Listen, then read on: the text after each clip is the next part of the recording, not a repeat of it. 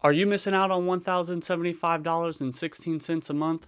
Well, if you were airborne, light infantry, combat arms, did lots of ruck marches, or my personal favorite, the unknown distance runs, well, you guys probably have a feet condition that you need a file for, and that is going to be Pes Planus, or better known as flat feet.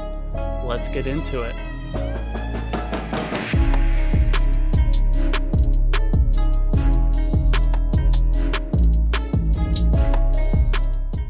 So the first thing you guys are going to need is the big three.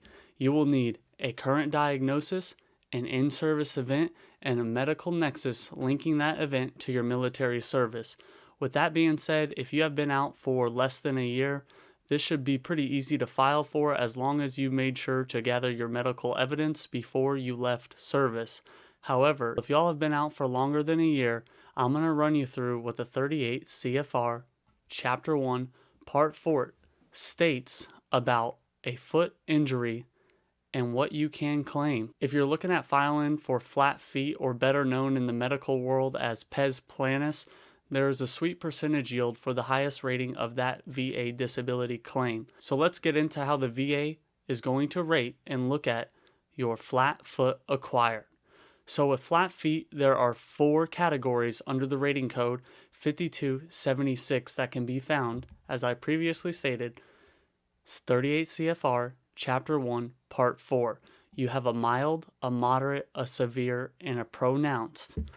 I will go through each one of those so you know what it says in black and white legal documents, what signs and symptoms you need to have to be rated at those certain percentages. We'll start off with the lowest on the totem pole, mild. With mild Pes Planus, your symptoms are relieved by built up shoe or arch support, and you will get nothing, okay? That yields a 0% rating, although it will be service connected. The plus side to having a 0% rating is, yes, you don't have points on the board, but eventually you will be able to go back and file for an increase for said condition. With a moderate Pes Planus, that is going to consist of weight-bearing line over the medial to great toe, inward bowing of the tendon Achilles, or pain on manipulation and use of the feet. This will yield a rating of 10% with either one or both feet. Okay, they will not give it for each foot separately. With severe Pes Planus, it consists of objective medical evidence of marked deformity, pain on manipulation and use accentuated, indication of swelling on use, and characteristics of callosities. This will yield a 30% rating being awarded for having it in both feet, or a 20% rating for only one foot exhibiting those symptoms. And last but not least, I saved the best for last, and that is pronounced Pes Planus, and I will read it as follows. It is marked pronation, extreme tenderness of plantar surfaces of the feet, marked inward displacement, and severe spasms of the tendon Achilles on manipulation, and not improved by orthopedic shoes or appliances. This will yield a 30% rating if symptoms are experienced in one foot. However, if you are experiencing those symptoms in both feet, okay, you are now looking at a 50% rating for the bilateral condition. If y'all stayed this long in the video, I'm going to throw out some bonus round for other things you can claim in your feet. And the top one I'm going to go with today is the ankle, okay? Ankle conditions can be rated for a multitude of issues, but most will have issues with the limited motion of the ankle. This can yield either a 10% rating for less than 15 degrees of dorsiflexion, or less than 30 degrees for plantar flexion, or a 20% rating for less than 5 degrees dorsiflexion, or less than 10 degrees of plantar flexion.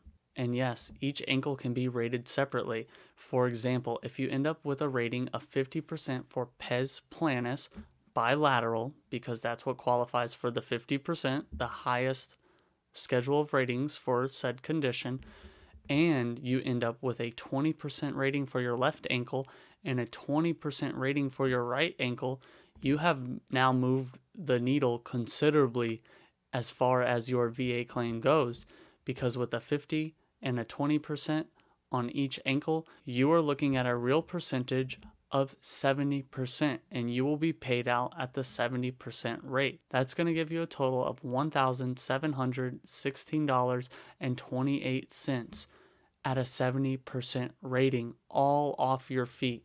So keep in mind, do your homework, do your research before your file, and go out there to win your claim. Hey y'all, I appreciate your time, and thanks for tuning in to Drop Ramp Intel for this segment. If this video helped you out, please pass it along and share with another veteran going through the VA disability claims process.